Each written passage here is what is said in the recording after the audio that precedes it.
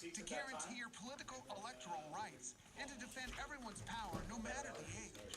It's also a place for your opinion to be heard, to promote dialogue, tolerance, and respect, and to discover and share. Guys, real quick, we gotta go live on air in 2 minutes. I wasn't around that.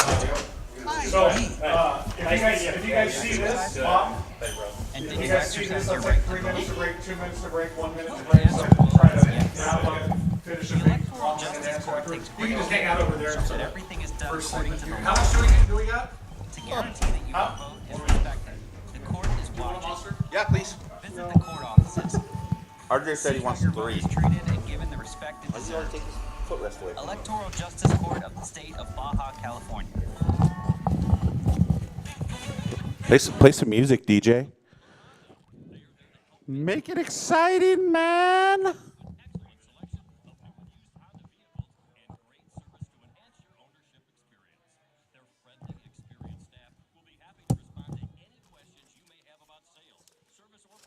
How's your cruiser you've been cruising in?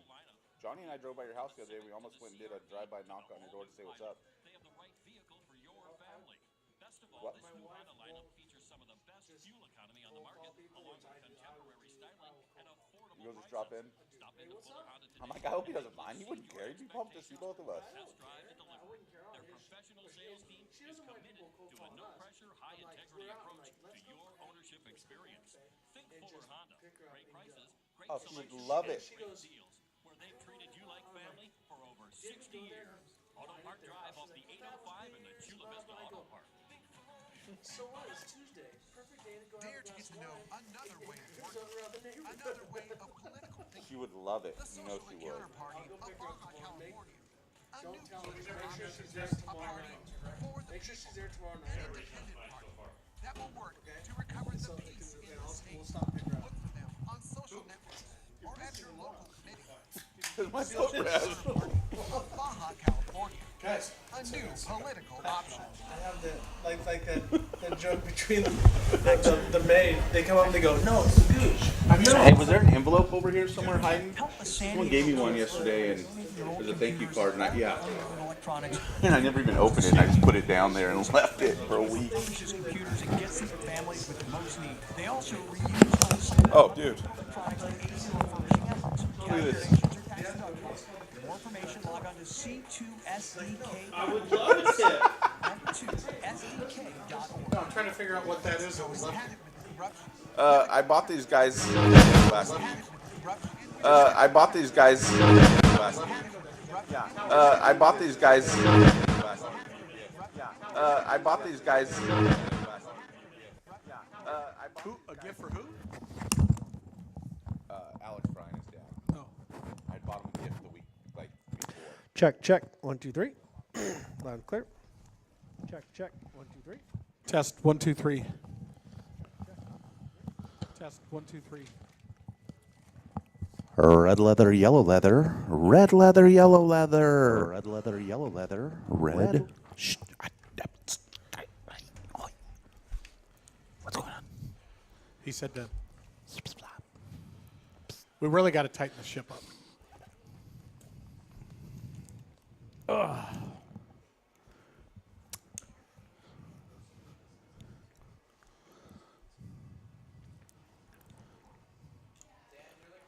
The silence is killing me. Live from the Toyota Escondido Action Sports Studios, this is the Action Sports Show. Live from the Toyota Escondido Action Sports Studios, this is the Action Sports Show. It's time for the Action Sports Show. What happens? Powered by Toyota Escondido Action Sports. Featuring Jim Holfus and Pam McGranahan. And now, You're on, guys. guys, gals, folks, welcome to the Action Sports Show powered by Toyota Escondido Action Sports. And this is the great show. Man, Action the legend. Sports Show. The legend is here. He's here again. Thank you. I appreciate that. Who he's talking about? No, I was talking about Dan McGranahan, Dan but Ricky McGranahan, Johnson is here too, man. the second fastest guy on the panel. And I thank you am for the giving third. me the dibs on that one. But hey, so Jim Holtis, Dan McGranahan, Ricky Johnson here, man, guys, we're together yet again. It's good to have the band back together as always, man. OG, and you know, And shout out to the missing member of the original crew who's gonna have a baby now. Yes. Who? Amanda Woods. Oh, another Amanda one? Woods is making babies. Oh yeah, I saw that. She Which cut I her, she believe- cut her cake and she they little they girl? opened it up and which I thought was very cool. They cut the cake. And what color when the you cake put, was. Yeah. I've never seen that. So now somebody, the cake maker, knew what the baby was. Well, somehow. myself, I have 3. How many kids do you have, Dan? 2. And you? 2. All right, I have 3, and I didn't find out what the sex was on any of them. Did you find out? I found out on my first one, and then, or not on my first one, but then on my second one, we did something kind of fun. We had the doctor give me 2 identical envelopes, right? And one of them had information in it on what the baby was, and the other had no information at all. So we kind of ran around with that for a few days and built a lot of anxiety and excitement about it. And then I was like, okay, maybe I should burn one of the envelopes. And then if the info's in there, then it means God didn't want me to know what my baby was or something goofy like that. I was young and dumb. And but then we ended up going out to dinner with some friends of ours. And we brought both the envelopes. And it made it a really fun dinner night experience. Added a lot to it. You Because got when you sauced. find out what the baby is in that sterile environment of a hospital room, and the mom's got like the clear Jello all over her stomach, you know. Yeah, and no. I waited.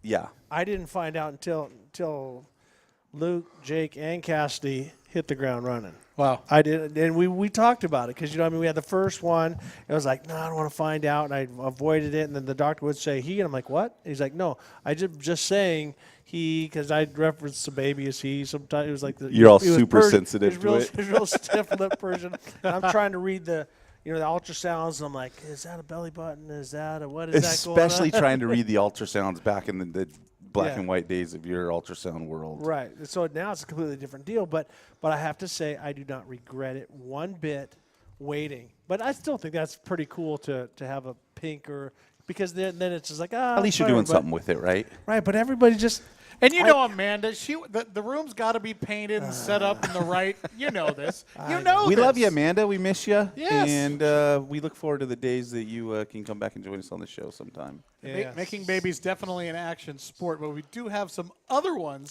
to touch on as well.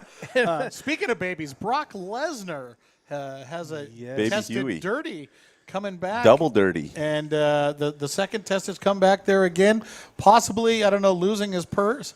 Mark Hunt says he wants half of Brock's purse or release me from the UFC. No, and that's true because you got a guy that's that big and he's a gorilla. And regardless of steroids or no steroids or whatever you got, you have to work hard to carry that much mass and that much strength and all the different stuff. I'm telling you. You don't just pop steroids and get muscles. You have to work out. You have to be strong. So I'm going to give Lesnar that. But if you look at a human being his size and if you look at the tone and the muscle tone and everything of the fighters today versus 3 years ago, different sport, bro. And he got popped. And they wanted to legitimize this sport by, invoking this testing process. And look at Johnny Jones. He's probably like going, hey, could you have let me fight before you found the results? But what did he? But no one said what he's got caught for. Was it cocaine again, or was it? No, I think it was a performance enhancing, steroids? but they haven't said it yet. They haven't announced it. They did announce what John Jones got caught for. What? But that was not cocaine. That was performance No. enhancing, right? They didn't announce. Yeah, it, they did. Yeah, What? they did. But I've said it before, and I think it's a reality that we're facing in the future of sport is that it's not about the best athlete. It's about the person that has the best doctor. I mean, that's what we're seeing over and over in these high-level professional sports. These people are body modifying. They're doing all these things. What John Jones got busted for was estrogen. He had estrogen reduction medicine in his system. 2 different occasions he tested for it. And the estrogen reduction, when you do these steroids, it kicks up your hormones, but it also It lowers your estrogen. No, it actually creates estrogen as well, and you have to put in something to counteract that to lower it, or else you'll start milking babies and Getting things like boobs that. and stuff. But okay, that makes sense. But is it something like he said that he's always taken and never had a problem with, or for a long period of time? Yeah, He hasn't everybody spoke said on it. that. Everyone says that. Oh, I've taken it. Well, like James Stewart. Well, I have a prescription for my 8 Adderall. Well, that doesn't make it legal. I can go to a doctor right now and get prescription for ointment, injections. Ensenada? You can go to a doctor right now. Go get your testosterone tested, and if it's low, you'll get a prescription for that right off the bat. Yeah. Anyways, let's not kill the show with negativity. Yeah, but that's what it was. It increases both testosterone and estrogen levels. That's what this type of steroid is on. So one of the ways they track it is through if you have this estrogen reduction product in your body, and it does leave a residual and something they can track. And you know where they don't test that? Is his wrestling match that he's about to have. They don't give a rat's on what you take. Oh, I think they provide it. Exactly. No, Vince but It's in the green what are you room. gonna do, McMahon? so the money that he'll make from that one wrestling match will be like 100 to. But now we're talking about Lesnar. I was referring to right, Jones. which Jones But should yeah. maybe get into professional I mean, wrestling. that might be the only thing They left let for you- him. They let you take performance-enhancing drugs, Yeah. and you don't get hit as many times. So we'll have to see what's going on. Have they already announced that Brock's losing the purse for sure, or that's just a possibility? That's just what I've heard. I'm not. So I feel haven't seen that I'm as an torn official here announcement. because I haven't either. here I'm a Brock Lesnar fan because the guy was an unbelievable athlete, wrestler, football player, professional wrestler, and everyone's like, "Oh, professional Tennis. wrestlers or whatever," blah blah blah. Then the dude steps into the UFC where it's real, and he crushes people. Steroids or not, he still crushed people. Yep. He stepped in the ring, got punched in the face a bunch, almost got his ankle broken by Frank Mir. But he did it. He jumped in the real, it's like, I'm going to go do wheelies up and down the street. And he signed up for Supercross. He did the real deal. Right. So I Right. admire that. Then he goes through the whole thing, losing his, whatever he had with his pancreas or his colon or something like that. They Might have been Yeah, yeah. diverticulitis, maybe. yeah, think that's what it was. diverticulitis, chop out part of his colon. He works his ass off. He comes back and he fights somebody like, Mark Hunt, who's is a real deal. And so I definitely get Hunt's perspective too. yes, I do. just got beat by because- this guy, and now he wants to test positive. It's- Right, so he should get his money. He should get all of his money. He should get half. He should get all of it because he came in there real. But so I'm glad he came back. I'm bummed that he got caught. Totally. Does that make sense? Now, Yeah. Now we got a good thing going on this weekend. Holly Holm is coming back this week on UFC Fight Night versus Shevchenko, and also Barboza versus Melendez, which is going to be That's going to be bad. great That's gonna be great battles gnarly. too. So Holly's first step to coming back towards the championship, and I'm sure they. Did you guys talk about Holm the Rousey is 200 last weekend? Did you talk about a little that? bit. A little bit, but what a dark cloud that sits over this 200. The like, with the whole grand thing. fight of all fights. Like it was supposed to be the pinnacle fight, and the guy he was trying to negotiate a $4 billion deal in the midst of it and Selling sign it. off. So that's He what was we were at talking the about. sale point. We were talking about that last week. Was it $5 billion, and with all this stuff going on, got talked down to $4 billion on Monday when they announced it? Who knows? But did the sale go through? Yes, sale's through, It has yeah. sold. It has sold. So I wonder where this is going to go because you know that the Fertittas and Dana. Well, Dana's probably going to stay on as president. He right? is. But because they're realists. I mean, they're about the fight, the whole fight game and stuff It's like the that. what's the company? IMG and Yeah. IMG Endeavor. Yeah, yeah. it's basically an agency. they That's own bought it. like PBR and a bunch of other things, and say they're going to bring other side shows to these grand events. I mean, could be pretty Who cool. needs it? Yeah, Yeah, they're looking at ways they can cross-pollinate some of their assets, and there will be ways for them to do that, I'm sure. But the UFC doesn't need a bunch of bulls running in the middle of it, turn into Okay, a circus. we're gonna have a UFC fight, Yeah. and we're That's gonna just let loose. not necessary. We're gonna let loose Sidewinder Bull. If you guys make it to round 4 and whoever survives, All right, go ahead 5 and on take- 5. So Brock You Lesnar want to take versus El horse Toro. steroids? We're going to put you in with a horse. Hey, Jeffries Bay. Let's talk a little bit of surf. Okay. The waves were going off, then they had put it on hold for a little bit, and they had the final. It all went down in one day. Beautiful waves, not huge Jeffries Bay, but solid surf. And the interesting story of the whole thing for me, there's two specifically. One is a guy named John Florence, who to me is the he's the next Ricky Johnson of the surf world, the next Jeremy McGrath, the next Ricky Carmichael, the next Villalba. He's the next guy that's going to dominate in the surf world, and I love watching him Kelly surf. Slater. Because that guy, Yeah, one of those I guys would down never- in the surf that world. guy trumps all of us. I would never give him that much credit. How could you not? He That hasn't guy- earned it yet. Not Kelly, John. Oh no. That's okay. why I wouldn't say that. Oh, I was gonna say, Um, wow. Harsh, man. Right, like, are right, you right. crazy? Kelly Slater is, to me, the single greatest athlete on the planet. He's absolutely unbelievable. But and yes, John is poised to head down that path. But we'll see what really comes of that. But interesting enough, he's now he walks away from Jeffreys Bay second in the points, and that's sort of an undercard story, and that was exciting to see happen. The real story is that the guy that got attacked by the shark last year Won this year. won this year, took it all the way to the finals and won it. And did he have some Mick Fanning. Mick Fanning, did he have some favoritism from the judges? There's some people that were like, oh, John got robbed. They would have been like that anyways.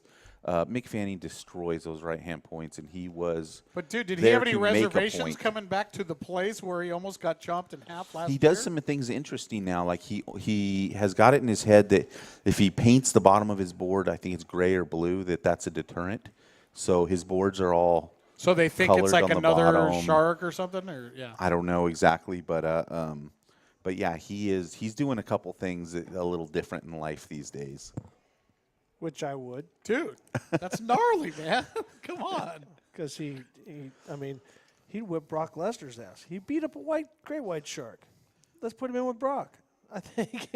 Everybody versus Brock Seriously. at the same time. There needs to be a meme about that somewhere. And our boy Cameron, I'm looking here. We got the Rip to Cabo broadcast is coming out. How's that looking? It went out over the weekend. Just launched, yeah. Really awesome. Big weekend with Nitro games and Rip to Cabo going off, plus the races, like major action sports weekend. Our own Billy Laninovich going down and riding for a bunch of kids in Jamaica. That was really cool. But let's just Rip to Cabo real quick. The story keeps getting better and bigger, and this year was the biggest Rip to Cabo episode that's ever been done. It got the biggest reach. They were on ABC's Wide World of X Games, so they were featured in a primetime slot.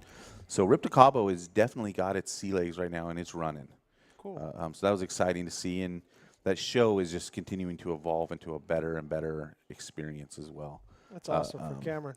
But we got to talk about the Nitro World Games that happened over the weekend. I mean, I want to say something like 30 new tricks invented that have never been done before. BMX, Double front flip We're talking- just blew my mind. Yeah, double front flips from a guy that doesn't even hardly ride freestyle motocross at all. Just, Right. Who was it?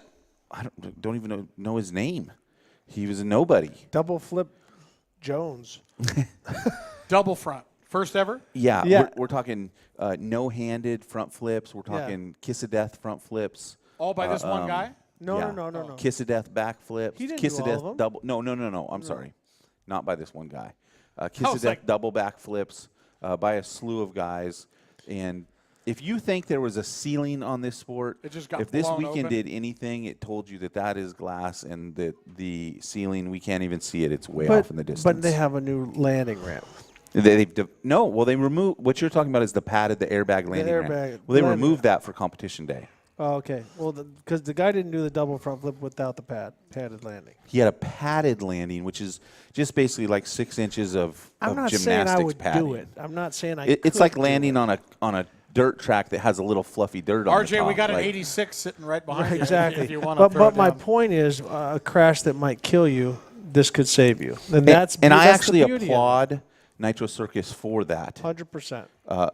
And they've done a lot in paving the way for having safer events, and they push the limit. So they need to be also on the forefront of creating safety techniques. And I know it's important to Travis. He's been there. He's been injured as much or more than anybody.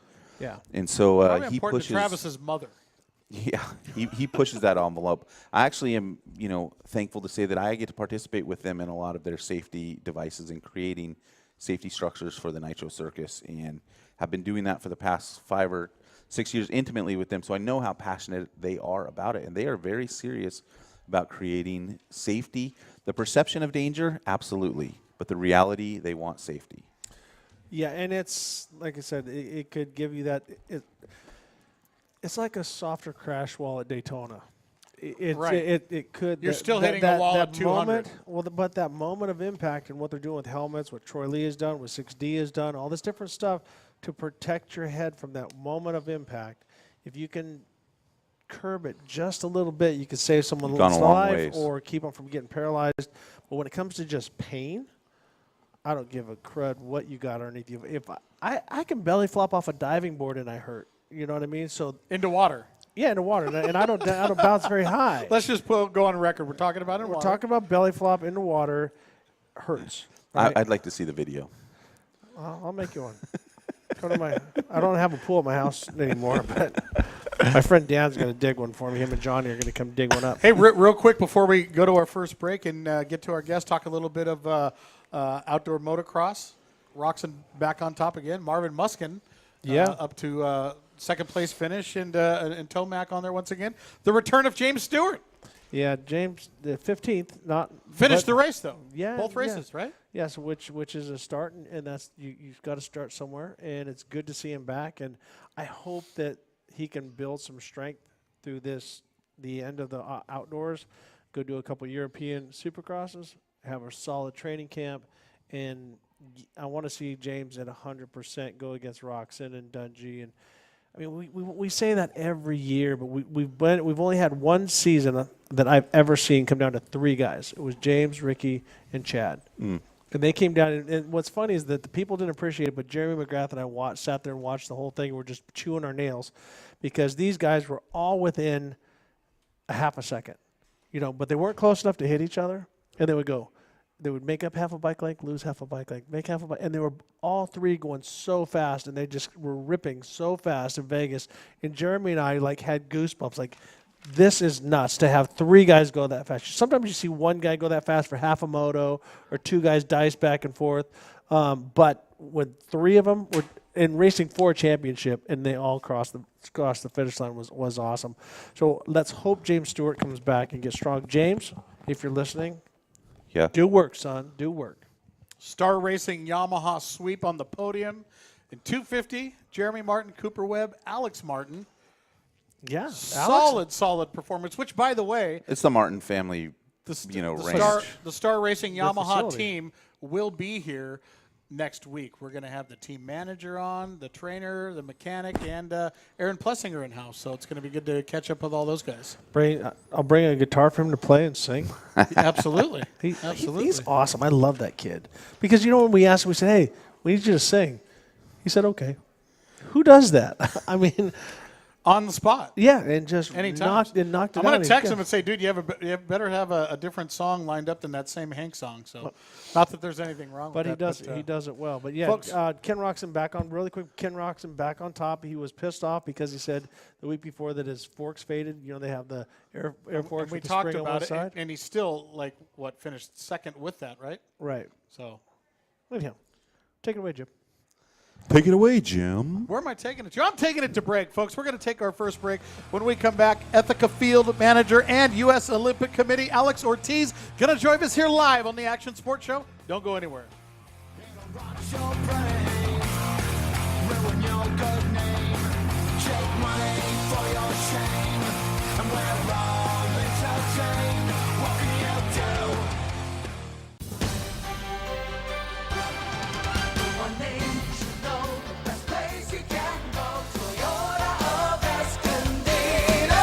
You already know that Toyota of Escondido has a huge selection of new and used Toyotas, right? But I bet they have a few more things you didn't even know, like a certified collision center. If you're ever in an accident, get your Toyota fixed with the proper parts it was meant to have at Escondido's only Toyota certified collision center. Toyota of Escondido. Toyota of Escondido. Looking to save money? Toyota of Escondido has a full refinance department. Keep your current car no matter the make or model and let Toyota of Escondido's refinance team help lower your monthly payment or current interest rate. Visit ToyotaEscondido.com and click the refinance tab. Toyota of Escondido. Toyota ToyotaofEscondido.com. Shop for your new Toyota and much, much more. What's up? This is Robbie Madison. You're listening to the Action Sports Show, where all things action sports goes on. Tell your mama I said hello and keep it wide open. You're on, guys.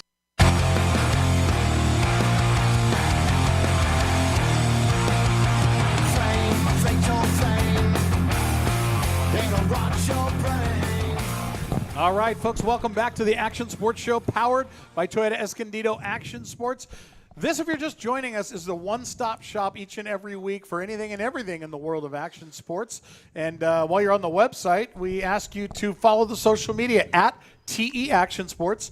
That's at TE Action Sports. And subscribe to the podcast. And when you're not doing anything or watching TV, you can watch us on Apple TV, YouTube. We're live on Facebook. We're hard to get rid of, and we inject good things into your ears each and every week. So go ahead and hit that subscribe button. But I'm Jim Holtis. The famous Ricky Johnson is here with us, and Dan McGranahan. And, man, we've got our first guest in here tonight. It's great to welcome aboard Alex Ortiz. Welcome to the show, man. Thank you so much. Alex, Thanks for having welcome, me. brother. So, man, you're all over the world of action sports. You come from a history. Do you believe this? Normally when somebody has a bio sheet, it's a paragraph. We have a Bible on this guy. How far back does it go? I had to leave the other 3 pages there because this guy. I'm like, can someone highlight this? Because I don't have time to read everything he's done. So I'll make it short and sweet. So you're a retired speed skater professional, correct? Correct. And it's funny because our mutual friend Eric at Blue Sea, we did a film of Carl Renazetter going sideways in a K1 speed kart track a week ago, and my good buddy there, Scott Russell, is a former speed skater. He's like, who is he? Who is he? Anyways, so it's real cool. So just in short, right now you work with Ethica. Correct. And you've come from a history of working with Oakley and now retired, but you got a really cool story, and you're kind of going back to the Olympics of the dream that you were never able to, I guess, reach as an athlete. So I want to start back, and where are you from? I grew up in a small town called Crest, Texas, and it's about an hour south of Amarillo, Texas. So I know where Amarillo is. I know the 72-ounce steak and the Waffle House. There you go. That's very familiar. we're very proud of those 2 things. Have you ever had the steak? Of course I have. Did you finish it? I did not finish it. You did not. Yeah. He'll be back. He'll be back. I'll be back next round. Not a steak. He's gonna love me again, man. Anyways. I don't know why he was slow that day in qualifying. That's probably what it was. 67 ounces. But if it was the downhill on the crashed ice, it might have helped. Crushed ice, you would have kicked ass. Actually, that would be something I would love to do. Actually, that'd be a lot of fun. Would you do it? I actually would consider doing it. I watch it every time it's on, and it looks like a lot of fun. So now they run different types of skates, though. Exactly. They just run hockey skates. I would have figure skates with the claws on both sides, so I could I could heel up or slow down. I'll tell you something. To kind of give you perspective on how different the skates are.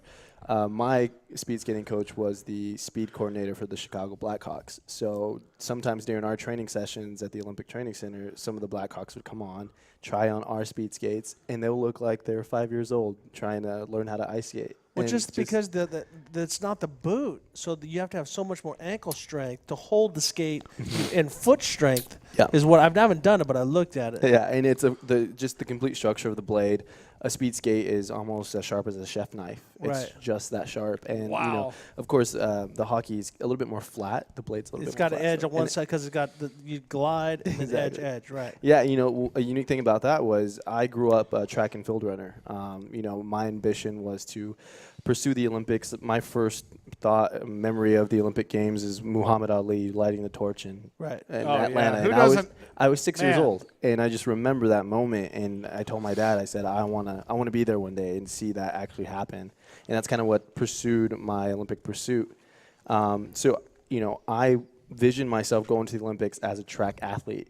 And so I had never ice skated in my life. I was going to say, you're in Texas, down by Amarillo. Yeah. The story's wild. Oxymoron, ice skater, Amarillo, Texas. Yeah, you heard of the Jamaican bobsled team? No, exactly. Yes, this is the Texas ice skater. Yeah, and I think that's really what kind of pushed me to go even more and further, because just people had this incredible support of this the story of this kid coming from a town of 600 people having this wild dream to a point where my parents didn't even believe me when I was. So how did you get into the skating aspect? So you see Ali, I want to be involved in somehow. So I'm in Texas.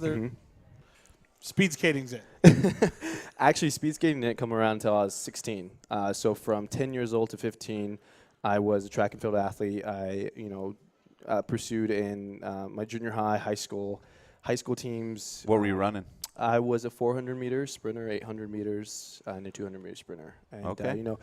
I was doing really well, and I was able to rack up a few awards for running, and my dad and I were watching the 2006 Olympics, and we saw Apollo win his gold medal in the 500 meter. And I remember asking my dad, like, what is that? I've never seen that before. He's like, oh, that's speed skating. I'm like, wow. Like, what if I can transition the speed I have on the track to ice? And that was just my thought.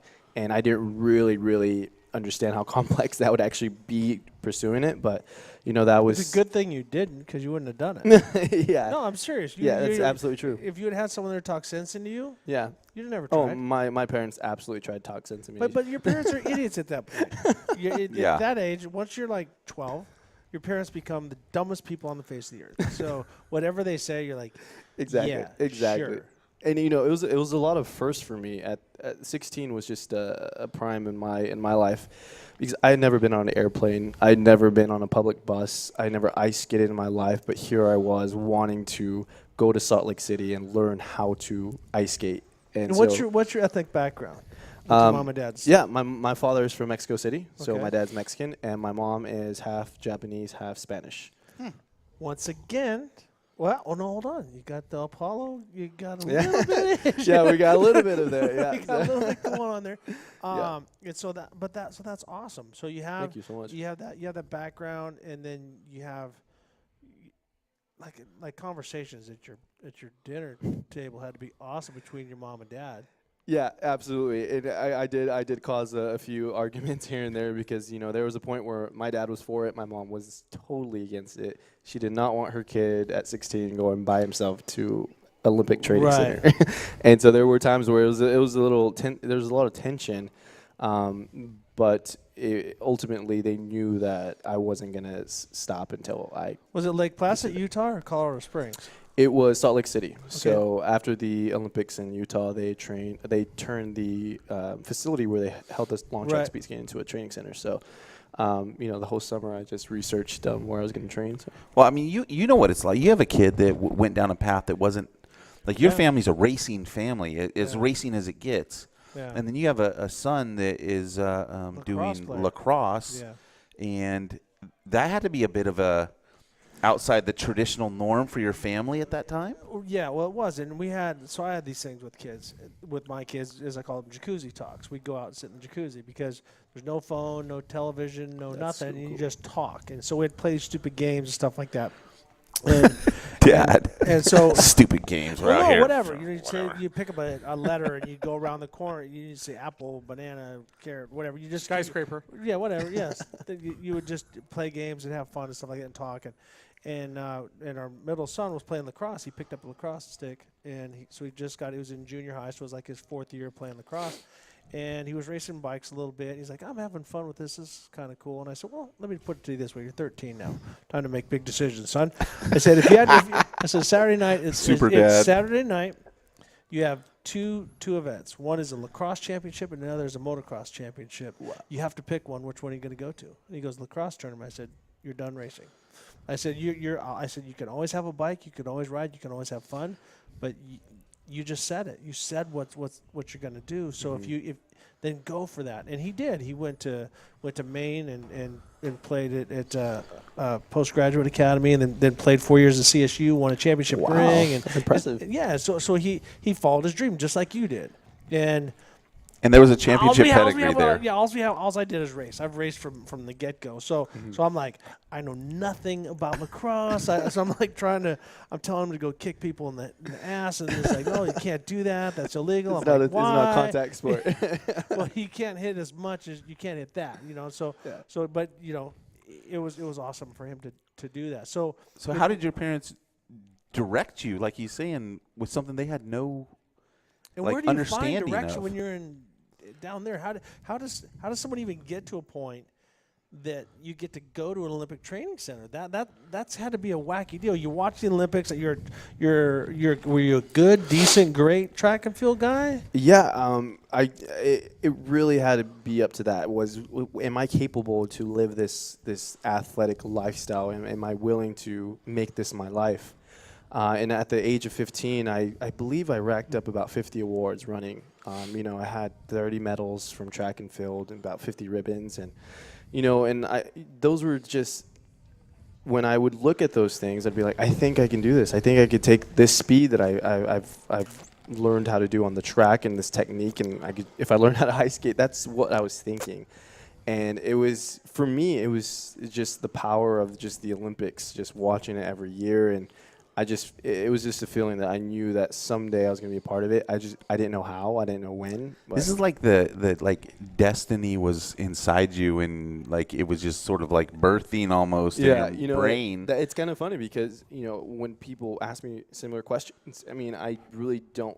It just fell into place. I think when people really take initiatives to move forward in a positive way and have good intentions, like inspiring people, I think it just all falls into place. And I'm a person, if something negative happens to me, I never take it as a negativity. I just always take it as a lesson and to move forward. So now in school, did you struggle with the academics, or was it easier for you? Yeah, school was very unique, and this was just a whole unique experience for myself, and it's different for every athlete, but just the thought that this kid from Texas was trying to pursue an ice skating career, like everyone was for it, enough to where Texas Tech University jumped in and like, hey, you want to graduate high school early? We can make that happen so you can go train.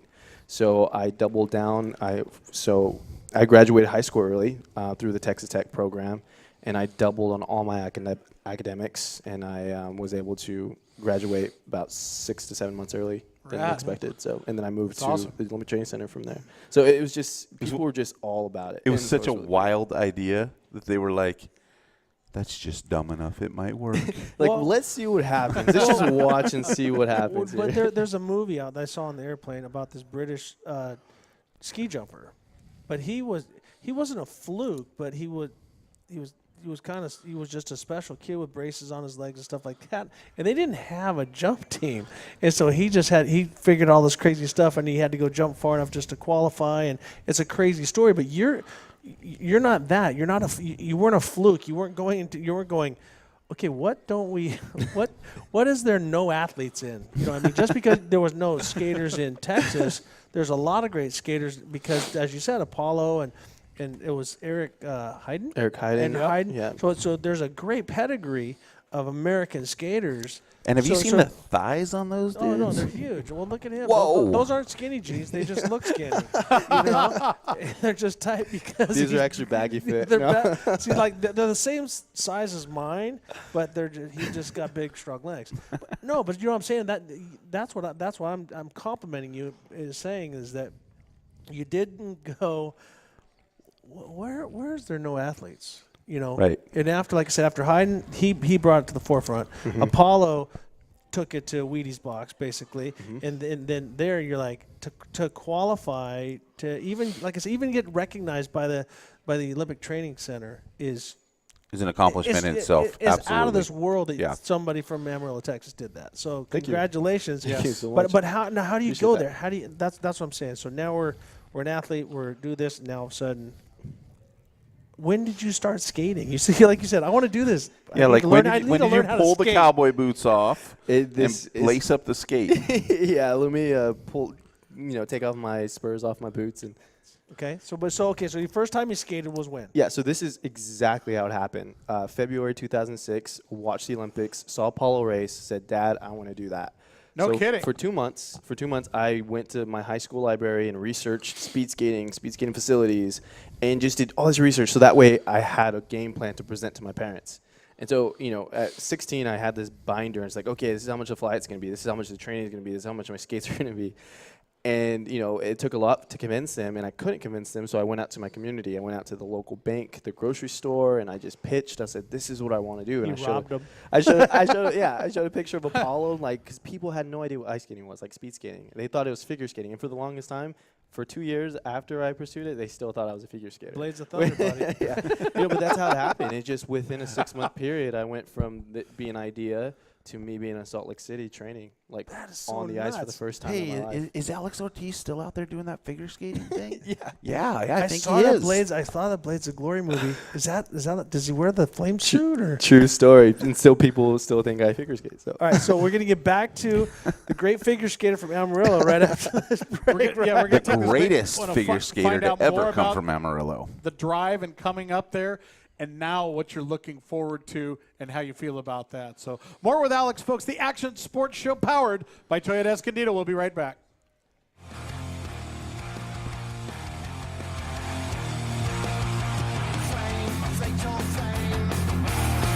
It'll rot your brain, ruin your good name.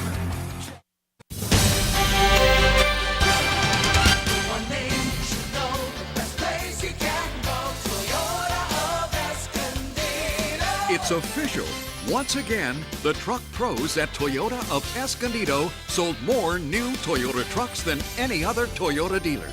That means more smart buyers like you trusted Toyota of Escondido's Truck Center to find them the right truck for work or play. Toyota of Escondido. Toyota of Escondido. It makes sense to buy from the truck sales leader. Let Toyota of Escondido customize your new truck to fit your active lifestyle. Choose from lift kits, custom tires and wheels, and much more.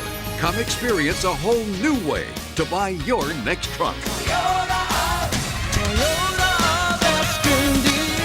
Toyota truck sales leader for San Diego County for 2014.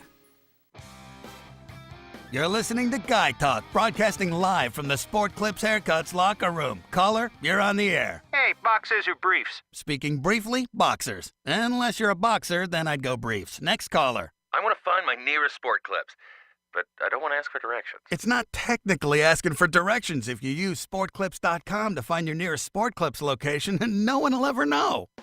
Let's take a break for a word from our sponsor, Sport Clips, where guys go to get an awesome haircut while watching sports on TV. Throw in our relaxing massaging shampoo and our legendary hot steam towel, and you've got our MVP haircut experience. Your head will be as majestic as a freshly mowed Major League outfield. Try it today. Last caller, you're on the air with Guy Talk. So how cool is getting a haircut at Sport Clips? Oh, it's like stepping up to the plate and slam dunking a touchdown. That's all the time we have today. This has been Guy Talk, brought to you by Sport Clips, where it's good to be a guy.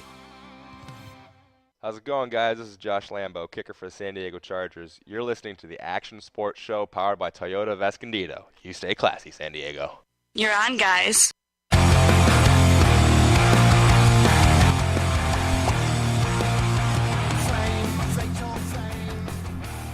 Hi, Chris.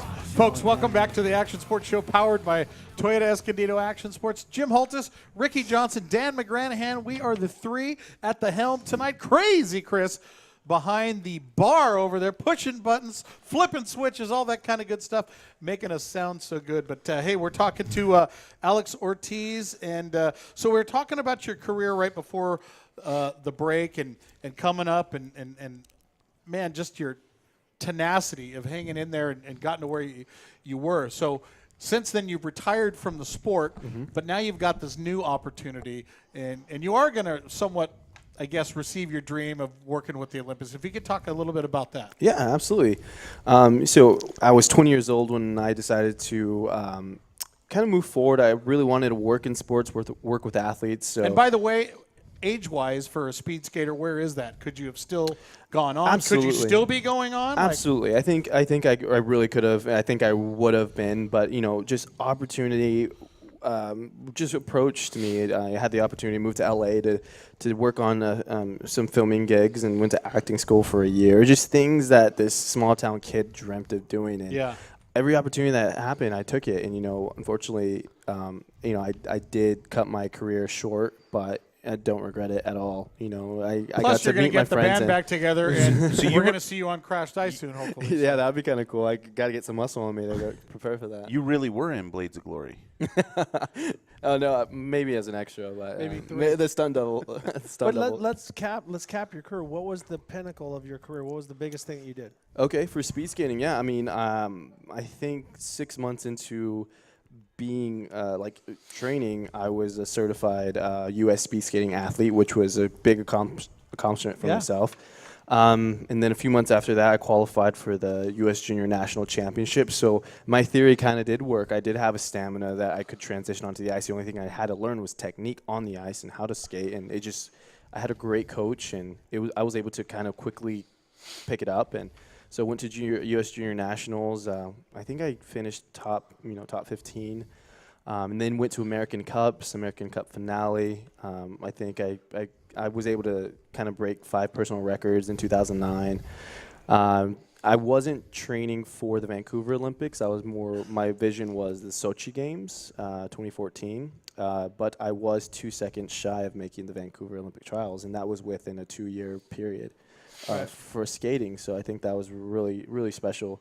And then, of course, like just that lifestyle. From 10 years old to 20 years old, I really, really wanted to experience a different lifestyle than what I, normally was used to. So awesome. So talk about the opportunity we're looking at now coming into Rio. Yeah, it's been phenomenal. After I retired from skating, I took on a career in sports, and I thought, if I could do this with skating, I really would love to make an impact in the sports community somehow.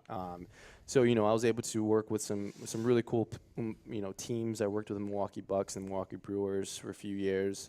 Then I was with Oakley for 4 years. All that, I really, really still had this vision of making it to the Olympics. Like, that was a dream and a passion of mine for 10 years of my life, and it's not just going to go away. Sure.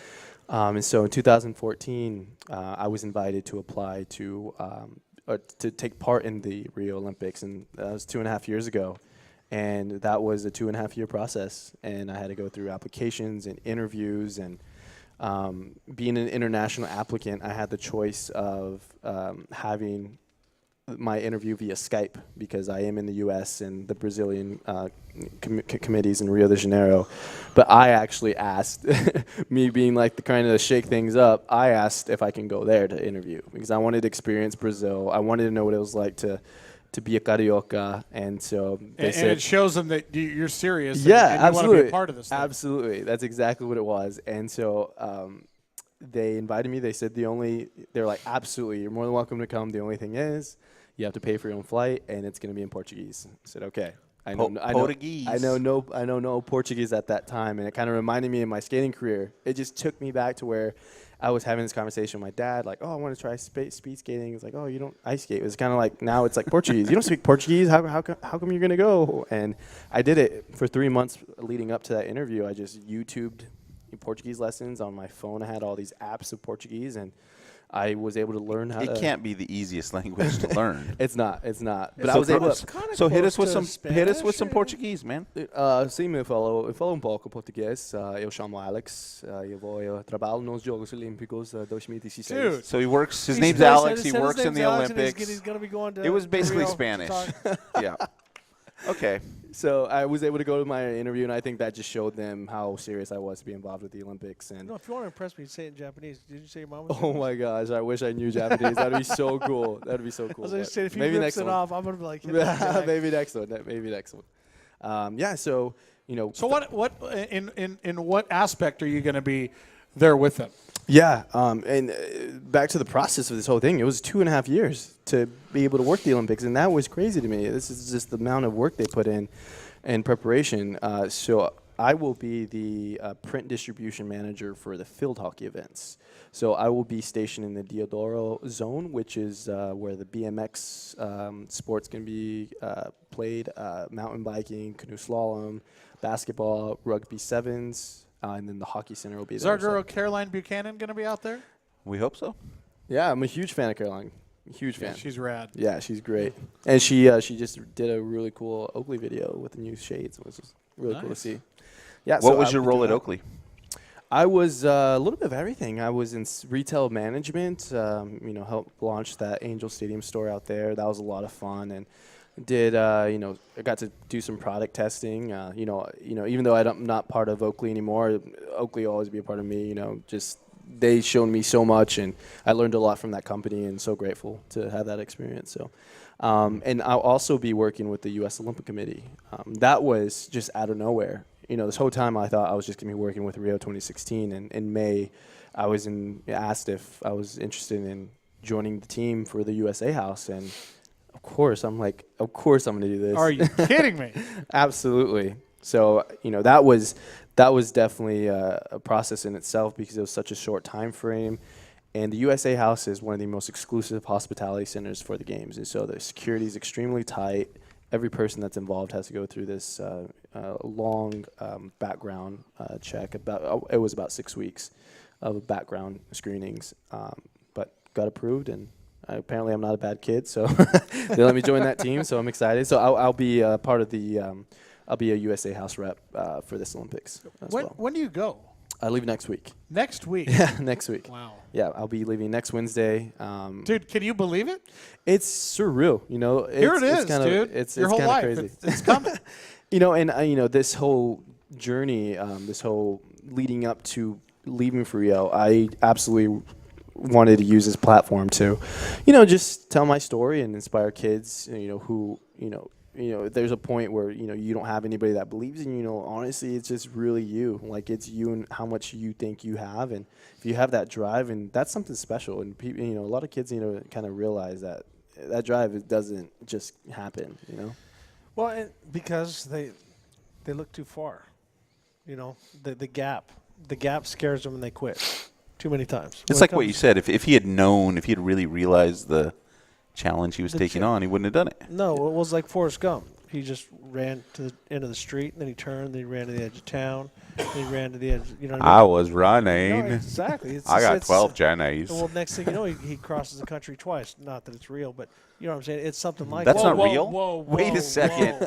Spoiler alert. Wait a second, Ricky Johnson. But anyhow, with that being said, to me, my journey was a lot more realistic, but I was still just a kid going, I want to race, I want to go fast, and I kept doing stuff, and then but did you notice that it kind of happens naturally and organically? It's like a little bit of success, then more success, because in that sport, you're not going to throw on blades and kick ass. Mm-hmm. You fall down a lot, and all of a sudden it's like, oh man, I'm faster. I'm a second faster today. I'm 2 seconds faster tomorrow, and it just keeps going and going. Mm-hmm.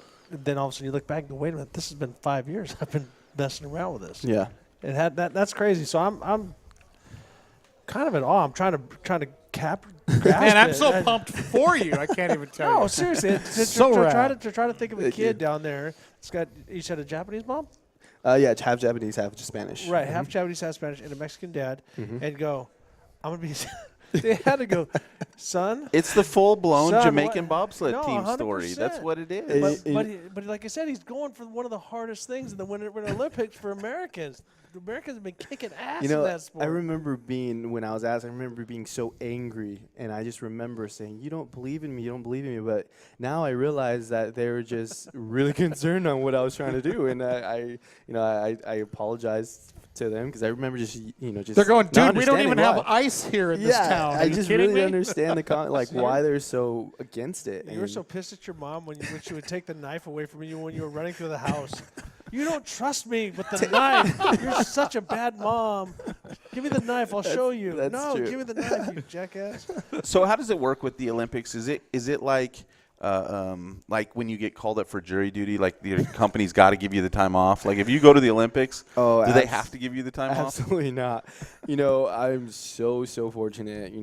Being at Ethica, those guys are just a rock star team, and it's just an amazing company to be with. And I'm at a point in my professional career where I'm finally being able to do what I want to do, which is marketing, sports marketing, working with athletes. And so Ethica, that's like all the pictures of the athletes and the rap stars in their underwear, right? Exactly. And that's what you do. You take those pictures. I should, right? No, I just, just what you think a marketing guy would do, that's what I do. And it's still a learning process. It's still a learning experience for me.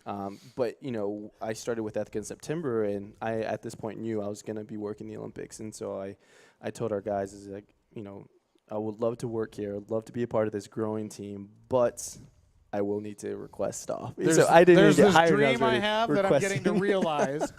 And so are they pumped for you and I think it's supportive? a play for them, actually. They just need to leverage it a little bit. Very difficult to leverage Olympics, by the way. Absolutely, absolutely, and we definitely know that. And they've done so much for me already, kind of molding me and building me and helping me learn how to kind of build professional relationships with businesses and athletes. And they're giving me this time off. I think for any company, for a person that works for a company, that's really special. Like for a company to let you go for 3 weeks. So the Olympics makes it let's talk about the Olympics for a quick second. It makes it very difficult to do any guerrilla anything. I mean, they have that thing locked. Absolutely. So, but are they really checking underwear? Like, could you roll up and lift up the shirt on the camera and show the underwear band and like? You know what? They are pretty. Could you do it? They're pretty strict on that to the point where they almost banned or some. I think it's still in effect where you have to cover your Olympic tattoos if it's not according to the standard Olympic rings.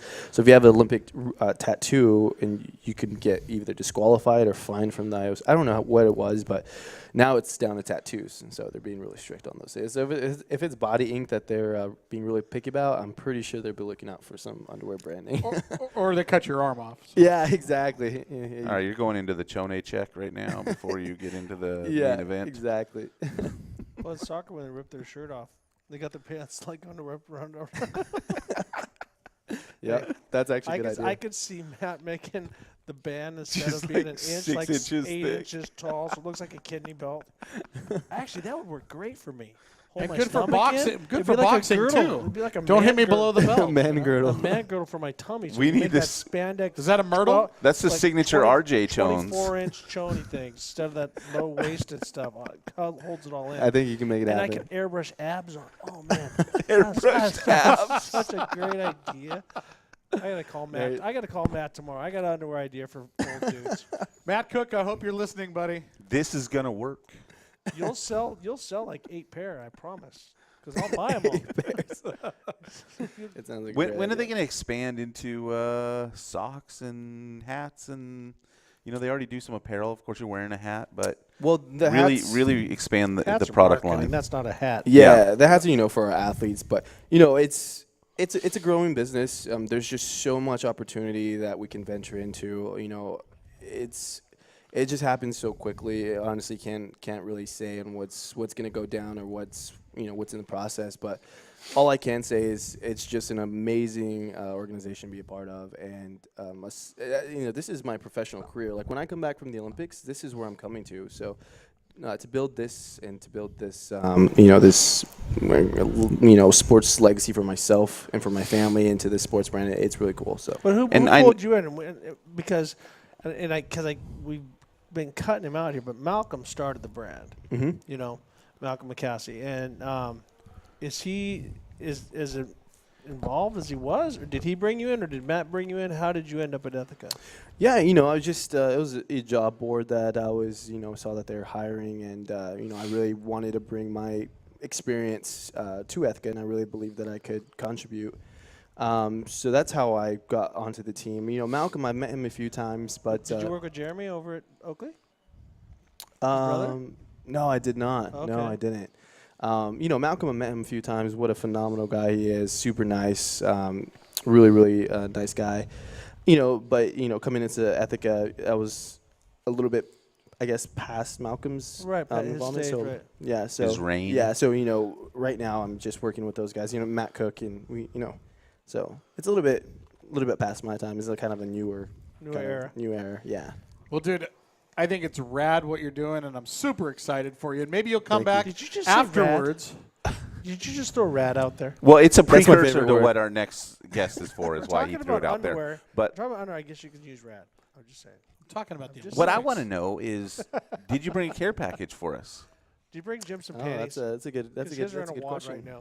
Well, Matt, what are you doing, buddy? Malcolm, you left me high and dry, bro.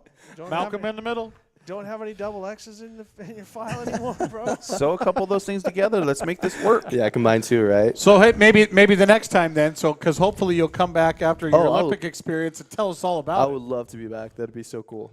Hey, tell the Awesome. folks where they can follow you, and maybe they can follow a little bit of your journey as well. Yeah, absolutely. You know, you guys can find me on Facebook, Alex Ortiz, Instagram, Alex_Ortiz764.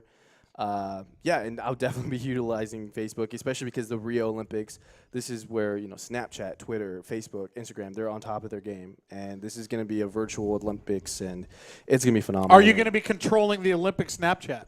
Oh, that would be awesome. That would be really cool, but I don't think I'll be doing that. Alex Ortiz, thanks so Thank much you so for much coming for and having being me. our Thank you guest. so Ladies much. and gentlemen, Appreciate that. Alex Ortiz, when we come back, action sports legend Bob Haro. He's here live in house. Don't go anywhere. More of the Action Sports Show. We'll be right back.